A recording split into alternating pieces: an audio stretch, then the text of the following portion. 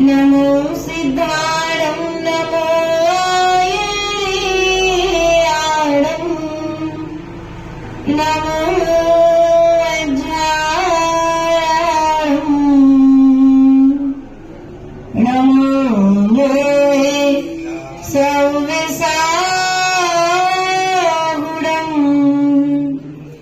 वन्दितु सर्वसिद्धे ब्रह्मचर्मणोभवं पत्ते बोक्ष्यामि समय पावड़ मिलमो स्वर केवली वैरम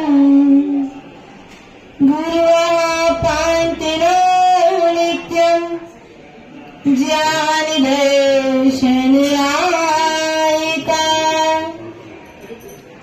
चारित्राणवगम्भीर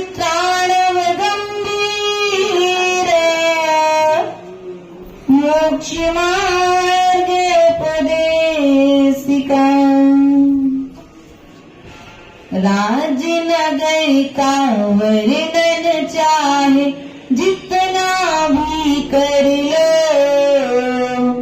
हुआ नहीं राजा का वर्णन यह निश्चय धर लो काया के गुण रूप मनोहर कितने भी गाओ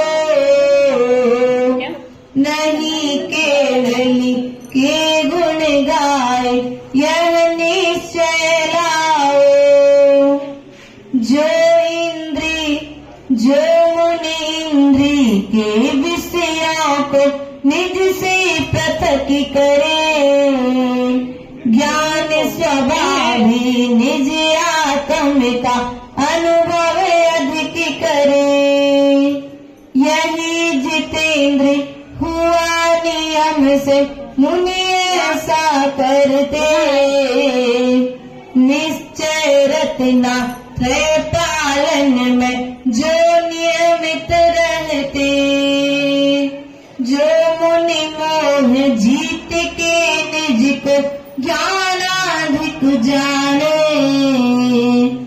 उस मुनि को निश्चय न ज्ञाता जित मोही माने वेद ज्ञान की प्रबल शक्ति मोह विजय पाई ऐसे मुनि को समय सार की अनुभूति आई छपक श्रेणी पर आरोहण कर शुक्ल ध्यान धर के मोह भाव को जीत लिया जब मोह नाश करके निश्चय नैति ज्ञाता उनको क्षीण मोह कहते ऐसे निश्चय संस्तुति कर हम भेद ज्ञान करते अनंतानंद सिद्ध परमेश्वरी भगवान की परम पूज्य आचार्य गुरु और 108 कुंद गोस्वामी की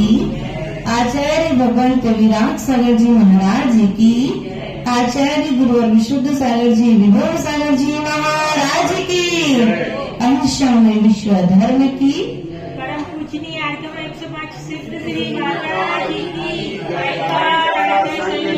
जय। प्रिय बंधुओं आचार्य भगवान कुंद स्वामी ने समय सार ग्रंथ राज की 31, 32 और 33 नंबर की कारिका के माध्यम से कल हम सभी के लिए मोह को जिन्होंने जीत लिया है ज्ञान स्वभाव से अधिक जो आत्मा को जानता है उस साधु को परमार्थ के जानने वाले जित मोह कहते हैं अर्थात जिनेंद्र कहते हैं। जब तक मोह नहीं हटा तब तक मोक्ष पड़ेगा नहीं। मोह के घटते ही मोक्ष की क्रियाएं अर्थात संसार के क्षय की क्रियाएं प्रारंभ हो जाती हैं, वरना मोह के बिना तो द्रव्य से मुनि रहोगे, भीतर के मुनि अर्थात भावों के मुनि नहीं बन पाओगे। एक कथानक स्मरण में आता है कि चेल्ला का पुत्र वारिशैन। चेल्ला का पुत्र कौन था? चेल्ला आगे आ जाओ आप लोग। चेल्ला का पुत्र कौन था? चेल्ला का पुत्र कौन था? वारिशैन। वारिशैन के मित्र का नाम था पुष्पडाल। क्या नाम था? वारिशैन के मित्र का नाम क्या था? पुष्पडाल। और जब वारिशैन ने मुनि दीक्षा ले ली तो एक दिन वह नगर में आया, और जब वह नगर में आया तो अपने मित्र से मिलकर के बड़ा प्रसन्न हुआ, और उसके मन में भी दीक्षा लेने का भाव हो गया, और मित्र के साथ में उस वारिशैन के साथ में रहकर के उस पुष्पडाल ने भी जैनेश्वरी दीक्षा धारण कर ली। दीक्षा तो धारण कर ली, लेकिन अभी इंद्रियों को नहीं जीता है। इच्छाओं का दमन नहीं हो पाया है। अब जब इच्छाओं का दमन नहीं हो पाया है तो क्या किया जाए? इच्छाओं के दमन के लिए अब वह अपने मित्र के साथ में रहता, जंगलों में विहार करता, लोग उसकी स्तुति करते, श्रावक श्रेष्ठी नमस्कार करते, क्योंकि अवधि ज्ञान तो आज मनुष्यों के लिए नहीं है, लेकिन भीतर का मुनि कितना है यह तो वारिशैन को मालूम है। और वह एक दिन अपनी उस पुष्पडाल की, उस कान्ही स्त्री का स्मरण हो आया। मैं घर पर था, मेरी इतनी अच्छी सुंदर पत्नी थी, अच्छा बना करके खिलाती थी, काहे को घर छोड़ दिया? अभी साधना का रस, क्योंकि अभी साधनों में उपयोग लगा हुआ है, और जब तक साधनों में उपयोग लगा हुआ है, पर पदार्थों में तुम्हारा उपयोग लगा हुआ है, तब तक तुम्हारा साधना में मन नहीं लगेगा और परमार्थ की सिद्धि नहीं होगी। ऐसा जब वह अपने मित्र से बार बार अपने गृहस्थ संबंधी, बचपन संबंधी चर्चाएं करता, तो वारिशैन के मन में विचार आया कि देखो संसार की स्थिति, कि दीक्षित होने के बाद में भी अभी मोह नहीं हटा है, तो मोह को हटाने के लिए, सम्यक दर्शन को प्रगटाने के लिए क्या किया जाए? तो वह वारिशैन राजा का पुत्र था।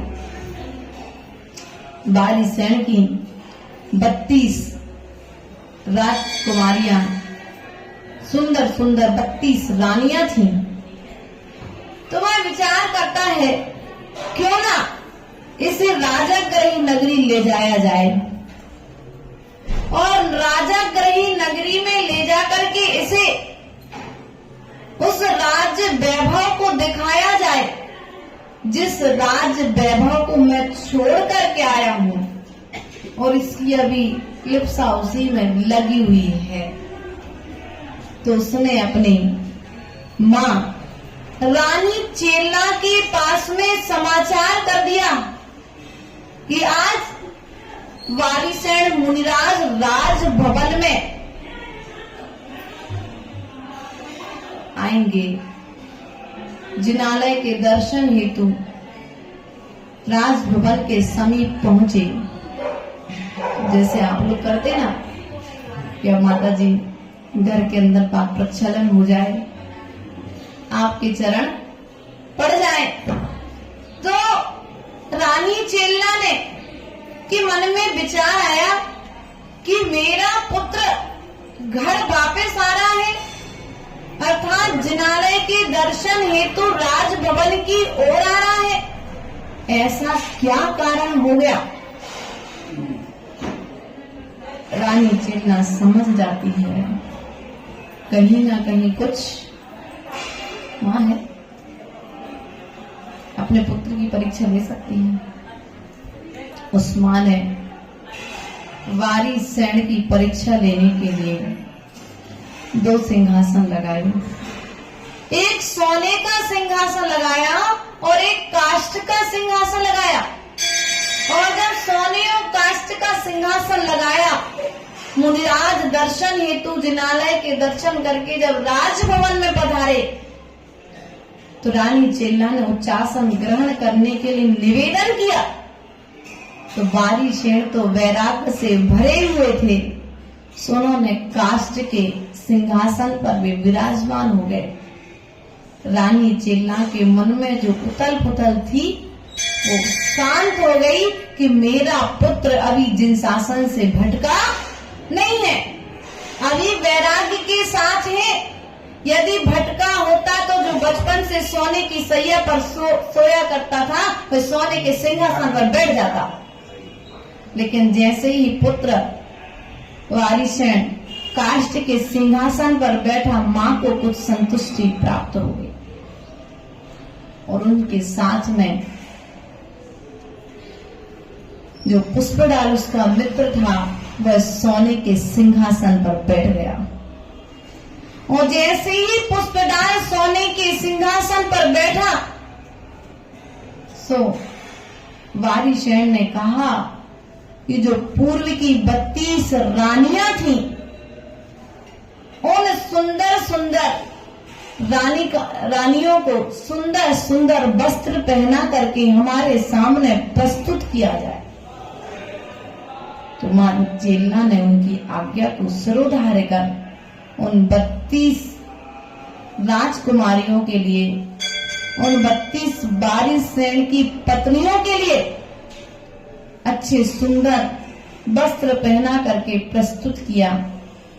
वारिसैन तो वैरागी की आंखों से देख रहे थे, लेकिन जो राग का चश्मा पुष्पडाल की आंखों पर लगा था, उन 32 रानियों को देख करके पुष्पडाल के राग का चश्मा उतर गया। मैं विचार करने लगा कि देखो मैं कहां पड़ा हुआ हूं, कहां तो मेरी एक कान्ही स्त्री और मैं उसको स्मरण कर रहा हूं, और वारिसैन ने उस 32 रानियों को छोड़ करके दीक्षा ली, इस राजभवन को छोड़ करके दीक्षा ली। मैं तो एक कुटिया में रहा करता था। स्थितिकरण हो गया। क्या हो गया? स्थितिकरण हो गया। अब जब स्थितिकरण हो गया तो पुष्पडाल आदि ने अपने गुरु के पास जाकर के प्रायश्चित लिया और धुरंधर साधना की, निर्विकल्प होकर के साधना की। प्रिय बंधु, यदि राग की लगार लगी है तो तुम्हारा मोक्ष मार्ग पर आना सार्थक नहीं होगा। इसलिए राग को जितनी हद तक मिटा सकते हो, माता जी पूरी गंजिया तो साफ कर ली और कन्नक सी कोंटे में रह गई हुई है। नींबू रखा था, नींबू का रस किसी पात्र में यदि अधिक समय तक नींबू का रस रखा रहे तो उस पात्र में भी खटास आ जाती है। आप लोग रखते ना वो अभक्ष नींबू का रस पहले निकालते हो, फिर एक बोतल में पैक करके छतों पर रख देते हो। अभक्ष है, वो खाने योग्य नहीं है, ध्यान रखना। टाटरी बनती है, नींबू की टाटरी भोजन करने योग्य नहीं है। लेकिन मोह की दशा देखो, ज्यादा नींबू आ गए सो क्या करो, निचो के धूप में रख दो। नहीं, ये विधि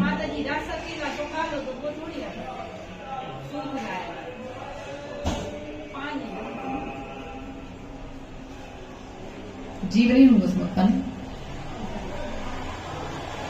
जब 24 घंटे से ज्यादा का आप अचार नहीं खा रहे हो तो जो आपने अचार बनाया है उसमें क्या था? रसे जी था? नहीं, समझो ना, रस अवश्य नहीं होगा क्या 24 घंटे के बाद? बोलो।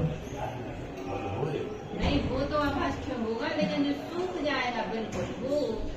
तो सूखने के पहले में जीव हो जाएंगे और फिर वे जीव वही में सूख जाएंगे और फिर तुम बड़ी आराम से टाटरी बना के खाओगे। निर्णय करना। गोबर क्या है? गोबर के उदाहरण से समझो। बोले गीला गोबर आभा नहीं है, शुद्ध नहीं है, ठीक है ना। अब गोबर क्यों है अशुद्ध? क्योंकि गोबर में इतने जीवों की उत्पत्ति हो जाती है। सुखाने के बाद जब सुखाते हैं ना उठा करके, अपने जैन दर्शन अनुसार, अन्य लोगों में तो गोबर के वो भगवान वगैरह वो पूजा करते हैं तो उनके लिए शुद्ध है, लेकिन अपन व्यवस्था समझो, उसमें इल्ली हो गई। ऐसा बोलते हैं, आगम में पढ़ा है, गुरुमुख से सुना है कि एक कंडा जलाना अर्थात 7 गांव के जलाने बराबर पाप लगता है। अर्थात 7 गांव में जितने जीव निवास करते हैं उतने जीव उस एक कंडे में उत्पन्न हो जाते हैं। अब दिख तो नहीं रहे माता जी, अब वही में उत्पन्न भय थे, वही में मर गए। अब मर गए तो तुमने क्या करो, बाद में डेड बॉडियों को तुम जला रहे हो, उपयोग कर रहे।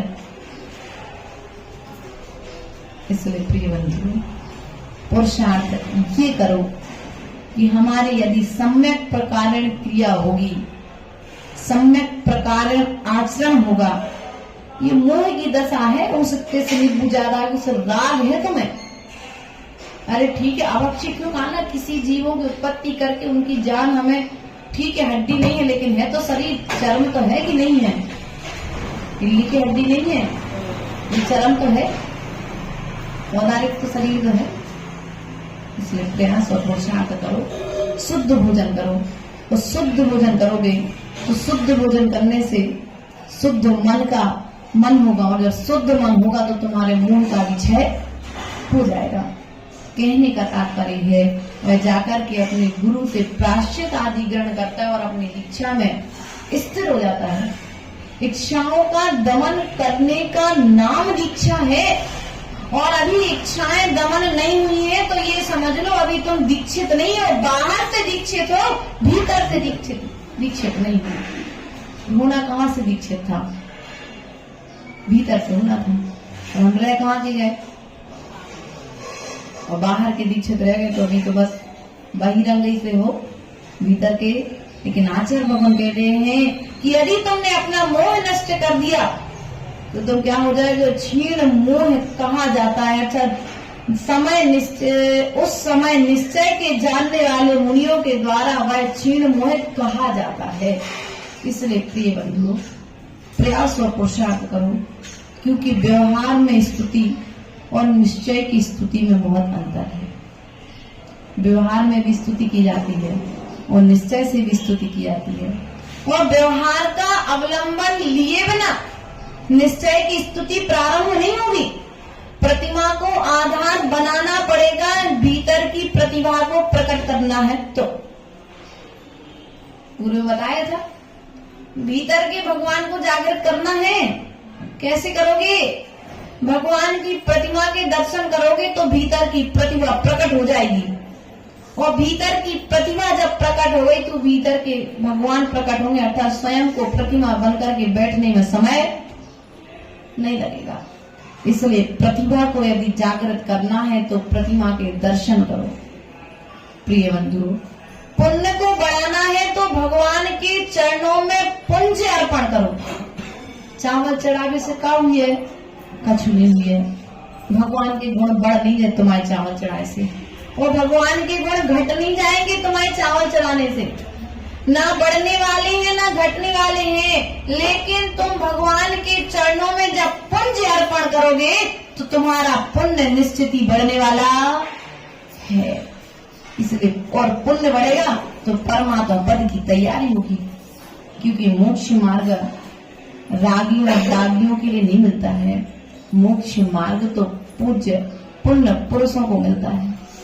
जो जन्म जन्म में भाई गई भावनाएं हैं, उन जन्म जन्म की भाई गई भावना का प्रतिफल है वर्तमान पंचम काल में भी पंचम गति की तैयारी चल रही है। क्या पंचम काल में इतना तो पुण्य है कि तुम जिन शासन के सपूत बनकर के, जिनवाणी के लाल बनकर के जिन इस पृथ्वी तल पर विचरण कर रहे हो। इसलिए प्रिय बंधुओं, निश्चय के सामने व्यवहार को गौण करना पड़ता है। शरीर क्या है? व्यवहार।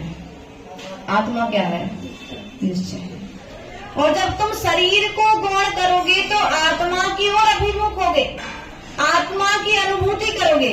लेकिन शरीर और आत्मा को जब एक गिनोगे तो तुम अनिश्चय की यात्रा प्रारंभ कर पाओगे क्या? नहीं कर पाओगे। प्रिय बंधुओं, कल अपन ने देखा था 42 गुण भगवान के व्यवहार नए के हैं तो 4 गुण निश्चय हैं। अर्थात जहाँ पर भेद आता है वहाँ पर व्यवहार आता है, और जहाँ पर अभेद का कथन होता है वहाँ पर निश्चय नए प्रारंभ हो जाता है। ऐसा समझना चाहिए हमारे लिए। नमोकार मंत्र क्या है? नमोकार मंत्र क्या है बताएगा कोई? व्यवहार है कि निश्चय है? सीधा पूछ बताओ। है? व्यवहार है। जीव एक ही है, लेकिन उस जीव को भेद रूप में, क्योंकि जो मुनि बनेगा वो उपाध्याय बनेगा, जो उपाध्याय बनेगा वो आचार्य भी बन सकता है, जो आचार्य बनेगा वो अरहंत भी बन सकता है, जो अरहंत बना है वो निश्चित ही सिद्ध जीव। पर्यायों में भेद है। क्यों? क्योंकि परिणति में भेद चल रहा है, इसलिए पर्यायों में भेद। जैसे उत्कृष्टता बढ़ेगी वैसे वैसे स्थिरता बढ़ती चली जाएगी। इसलिए प्रिय बंधुओं, नमोकार मंत्र व्यवहार है, लेकिन सिद्ध अवस्था निश्चय। अंतिम अवस्था, अब इसके बाद कोई भेद होने वाला अभेद अवस्था है। अब उसमें भी यदि हम भेदभाव करने लगे तो, इसलिए प्रिय बंधुओं, प्रयास और पुरुषार्थ ये करो कि मैं व्यवहार को निभाते हुए निश्चय की यात्रा प्रारंभ कर सकूं। जितने गुण भगवान में हैं उतने ही गुण प्रकट करना है कि उससे ज्यादा गुण प्रकट करना है? बस वे 8 प्रकट हो गए, फिर 8 के बाद कछु बचत नहीं है। लेकिन हमारी स्थिति क्या है? हम व्यवहार में इतने लीन हो चुके हैं कि हमें हमारी अंतिम अवस्था दिखाई नहीं दे रही है। कल्याण मंदिर स्तोत्र में आचार्य भगवंत कुमुद चंद्र स्वामी ने कहा था कि रोग पीलिया यदि हो जाए तो उसे सारी दुनिया के लोग पीले दिखाई देते हैं। जो अपनी आंखों पर काला चश्मा लगा ले उसे काली दुनिया दिखती है, और जो पीला चश्मा लगा ले उसे गोरा व्यक्ति भी पीला दिखता है, और जो लाल चश्मा लगा ले उसे लाल दुनिया दिखती है, और जो सफेद चश्मा लगा ले सो जैसी है सो वैसी दिखती है। रियलिटी को देखने के लिए तुम सफेद ग्लास वाला चश्मा लगाते हो, लाल पीले नीले काले क्यों नहीं लगाते? क्योंकि रियल में दिखाई, जब तुम चश्मे का चयन करते हो रियल दुनिया को देखने के लिए, वास्तविक स्थिति को देखने के लिए, तो भीतर में राग द्वेष और मोह का जो चश्मा, जो ग्लास डले हुए हैं, इन 3 ग्लासों को जब तुम हटाओगे, इन 3 चश्मों को हटाओगे तो तुम्हारे भीतर का भगवान प्रकट हो जाएगा। तुम्हारे भीतर के भगवान को प्रकट होने में समय नहीं लगता। इसलिए प्रयास और पुरुषार्थ करो। पाषाण की प्रतिमा बाद में बनती है भैया। हमें मंदिर बनवाया साहब जी, मंदिर बनाने में सहयोग किया था। क्यों माता? रोटी बाद में बनी थी, आटा पीसा था, जब आटा गूंथ रहे थे ना, उसन रहे थे, उस आटा उसनते समय तुम्हारे मानस पटल पर रोटी बन चुकी थी। क्यों? कि मैंने ऐसा आटा गूंथा है कि आटे से मोटी रोटी बनेगी कि पतली रोटी बनेगी। क्यों माताओं? और जैसी मानस पटल पर तुमने रोटी बनाई थी वैसी रोटी बाहर में बन पाई थी। तुमने जैसा मन में के अंदर में मंदिर बनाया था वैसा मंदिर आकर के बाहर में प्रकट हुआ है। जैसी प्रतिमा तुमने भीतर में विचार करी थी वैसी प्रतिमा बाहर में आकर के प्रकट हुई है। बस ऐसे ही तो हमारे भाव हैं। जैसा हम भीतर में विचार करेंगे वैसे हम बाहर में प्रकट हो जाएंगे। मैं यदि अपने आप को क्रोध वाला मानूंगा, माता जी आ जाओ, आ जाओ, थोड़ी सी पीछे जगह छोड़ो, सबको बैठा लो, आ जाओ। होंगे ध्यान रखना, बाहर में भगवान बाद में प्रकट होते हैं। बाहर में भगवान समीर जी बाद में प्रकट होते हैं। पहले भगवान की मूर्ति भीतर में बनती है, पहले मंदिर का नक्शा दिमाग में बनता है, फिर जाकर वह कागज पर उकेरा जाता है। इसी प्रकार से तुम अपने आप को यदि क्षमावान मानोगे तो क्षमावान बन जाओगे। क्यों श्रेया बेटा, क्या कह रहे थे? माता जी मैं बहुत गुस्सा आती है। क्या बोल रहे थे? माता जी हमको बहुत गुस्सा आती है, क्योंकि तुमने अपने आप के लिए गुस्सा वाला मान करके रखा, इसलिए तुम्हें गुस्सा आती है। तुम अपने आप के लिए ये चिंतन करने लगो कि मैं क्षमावान हूँ। क्या हूँ? एक जाप करने लग जाओ, खम्मामि सब जीवाणां सब्बे जीवा खमन्तु मे मित्ते में सब भूतेषु वैरम मज्जम न केणिभि। जब इस गाथा को रोज पढ़ोगे तो क्रोध अपने आप शांत। क्या कहा इसमें?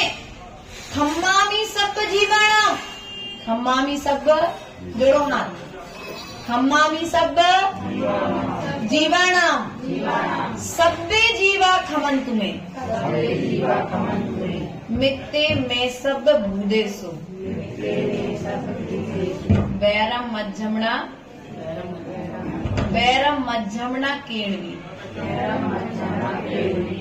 मैं सब खम्मामि सब जीवाणां, मैं सब जीवों से क्षमा मांगता हूँ, सब जीवों को मैं क्षमा करता हूँ, सब जीवों से मेरा मैत्री भाव है, मेरा किसी भी जीव से वैर भाव। बस इतना सा आचरण कर लो, सर्वत्र क्षमा और सब में क्षमा, सबके प्रति क्षमा। क्योंकि व्यक्ति दूसरों को क्षमा कर देता है लेकिन अपनी गलती पर अपने आप को क्षमा करना बड़ा कठिन होता है। और जब अपने आप के लिए क्षमा करना सीख जाएगा तब मोक्ष मार्ग प्रारंभ हो जाएगा। इसलिए प्रिय बंधुओं, क्षमा मांगना और क्षमा करना, क्या क्षमा मांगना और क्षमा करना लोहे के चने चबाने जैसा काम है। लोहे ने, समीर जी, लोहे के चने चबाना तो फिर भी आसान है, लेकिन गलती करके क्षमा मांगना और अपने आप को क्षमा करना, दूसरे की गलती पर दूसरे को क्षमा करना और खुद गलती करके खुद को क्षमा करना बड़ा कठिन हुआ करता है। इसलिए प्रिय बंधुओं, भीतर की यात्रा प्रारंभ करनी है तो भीतर में जाना पड़ेगा। क्योंकि आचार्य भगवंत ने क्या कहा है? तो पढ़ा आप लोगों ने? पढ़ा है। पहली कारिका पढ़ी, मोक्ष मार्गस्य नेतारम भित्तारम कर्म भूगृताम ज्ञातारम विश्व तत्वानाम वंदे तद्गुण। क्या कहा? वंदे, बोलो तो, वंदे तद्गुण। गुणों की वंदना की है, आपके राज्य की वंदना नहीं कर रहे। आप तीर्थंकर पद को प्राप्त हैं, इसकी वंदना। आपके भीतर में जो गुण है उन गुणों को हम नमस्कार कर रहे। बेटा श्रेया, आप गुणी हो, आप में भगवान बनने की शक्ति है, इसलिए आश्रय दिया है। लेकिन यदि बेगुण अवगुण रूप हो जाए तो आश्रय भी छूट जाता ना। इसलिए हमेशा गुणी बनने का पुरुषार्थ करो, गुणी बनने का प्रयास करो, अपने गुणों को प्रकट करने का प्रयास करो। क्योंकि आज तक हमने किया क्या है, अवगुणों के साथ रहे हैं, और जिसके साथ में व्यक्ति ज्यादा समय रहता है अपने आप को वैसा मानने लगता है। हम क्रोध वाले के साथ रहेंगे तो हम क्रोधी, अरे हमें भी वैसी गुस्सा आती जैसी उनको गुस्सा आती, तुम्हें वैसी आती नहीं है। क्यों नहीं आती? क्योंकि तुमसे ज्यादा गुस्सा करने वाला तो कमठता, कसाय के बस होकर के तुमसे ज्यादा गुस्सा करने वाले इस पृथ्वी तल पर कैसे कैसे जीव हो गए। तुम्हें तो इतना वैसा अहंकार करना आता नहीं जैसा अहंकार रावण को था। ये अपनी पूरी सोने की लंका बर्बाद कर दी, लेकिन अहंकार नहीं छोड़ा, मरते मरते मर गया। लेकिन क्षमा हमारे अंदर जब वैसा नहीं है, उनके जैसी गुस्सा नहीं कर सकते, उनके जैसे मान नहीं कर सकते, तो फिर कसाय छोड़ो ना। कसाय छोड़ने में हमारा, और कसाय होती किसके बल पर है? मोह के बल पर। किसके बल पर होती है? मोह भीतर में रहेगा। मोह की संतानें दो, मोह की संतानें राग और द्वेष। जिससे राग होगा, भैया बाहुबली तुम्हारा पुत्र है, राजकुमार जी है ना, बाहुबली पुत्र है इनका। अब बाहुबली की कोई बुराई कर गए, अरे हम कोई बाप यहाँ अहंकार आकर के, मान आकर के, राग प्रकट होकर के क्या करेगा? झगड़ा। और मोह नहीं होता सो झगड़ा मिट जाता है। लेकिन मोह भीतर में बैठा हुआ है, राग भीतर में बैठा हुआ है, सो वो बाहर में आकर के द्वेष उत्पन्न करा रहा है। क्योंकि राग तो कंडे की आग की तरह है जो दिखता नहीं है लेकिन होता है। माता जी में बिल्कुल राग नहीं है अपने परिवार वालों से, तो ठीक है, 15 दिन बचे चतुर्मास के, बिल्कुल राग नहीं है। 15 दिन तुम साथ में यहीं सो जाओ, रात को पता पड़ जाएगा कितना राग है। तुम्हारे राग की परीक्षा करने में हमें समय क्यों सती? माता जी बिल्कुल हमें समय नहीं लगेगा घर छोड़े में। हम कह रहे जब अब सामने है, जब तुम छोड़ के बता दो 4 घंटा नहीं जाओ घर पे, तब पता पड़ जाएगा तुम्हारा मोह है अभी कितने % है। इसलिए प्रिय बंधुओं, प्रयास करो, पुरुषार्थ करो अपने भीतर के भगवान को प्रकट करने का। क्योंकि आज तक हमने बाहर के भगवान को प्रकट करने में अपना समय लगाया है। एक बार अपने समय को, अपने को प्रकट करने में लगाओ। भैया बुढ़ापा आने वाला है कुछ समय बाद। मोतीलाल जी, कमाते कमाते अब समय निकल गया है, तो जो कमाया है सो कछु पूंजी बजा के रख लो। बुढ़ापे में अगर मोड़ों ने नहीं दी तो काम में तुमने पैसे को बचाकर रखा है कि वह पैसा तुम्हारे अंतिम समय में काम में आएगा, ऐसा विचार करके, है ना। लेकिन ध्यान रखना, एक लाइन और जोड़ लेना, यदि पुण्य होगा तो पैसा काम में आएगा, वरना तिजोरी में पैसा रहेगा और तुम गद्दे पर पड़े रहोगे, कोई तुम्हें पानी देने वाला नहीं मिलेगा। क्योंकि चाबी तुम दूसरे को दोगे नहीं, क्योंकि तुमने उस पूंजी को अपने लिए संभाल करके रखा। और चाबी दोगे तो तुम्हें डर है कहीं पुत्र उस पैसे को लेकर के। इसलिए पुण्य कमाओ। पैसा तो तुमने खूब कमाया, कहां से, कब, कौन से स्थान पर मिलेगा पुण्य? मोह कहां से घटेगा? मोह घटेगा निर्मोही के पास में आने से। मोह घटेगा बीतरागी के चरणों में बैठने से। मोह घटेगा बीतरागी की पूजा करने से। मोह घटेगा बीतरागी के द्वारा कहे हुए आचरण का पालन करने से। लेकिन माता जी पुण्य मिल जाए, कछु करने नहीं पड़ेगा। देखो भैया, बिना पुरुषार्थ के तो रोटी भी खाने नहीं मिलती है, तो बिना पुरुषार्थ के पुण्य कैसे मिलेगा? और पुण्य ऐसा, पैसा जो तिजोरी में रखा है वो भी पुत्र तुम्हारे जाने के बाद ताला तोड़ के चाबी नहीं मिलेगी, सुन ले लेंगे।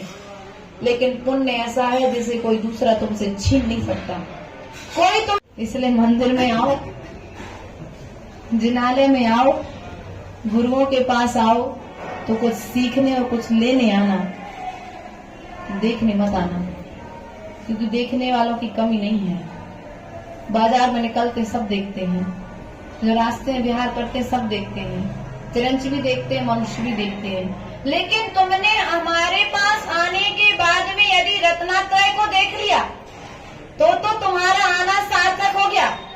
लेकिन तुमने रत्नात्रय की जगह यदि तुमने सोचा कि अरे यार जी महाराज अच्छे बड़े हैं, तो कोई बता रहा था कहीं पर चातुर्मास की चर्चा चल रही थी, एक महाराज को लेकर के आना था, बोले पहले जा बताओ उन महाराज को लेके आओ तो पैसा कितने आना। क्या कही साहब जी, तो मीटिंगें होती है ना समाज में, तुम लेके तो आ रहे साधु को,